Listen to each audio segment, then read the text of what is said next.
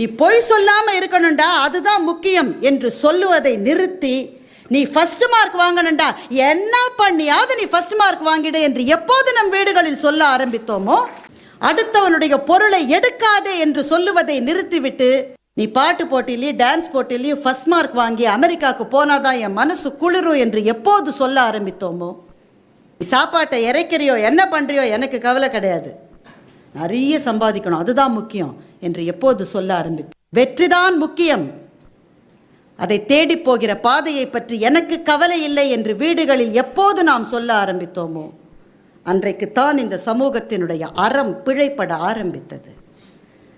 வீடு நல்லா இருக்கணும்னா அன்பா இருக்கணும், சந்தோஷமா இருக்கணும், நிறைய சம்பாதிக்கணும், 1000 விஷயம் இருக்கு. ஆனா வள்ளுவன் சொன்னான் அறம் இருக்கணும் ஒரு வீடு சந்தோஷமா இருக்கணும்னா.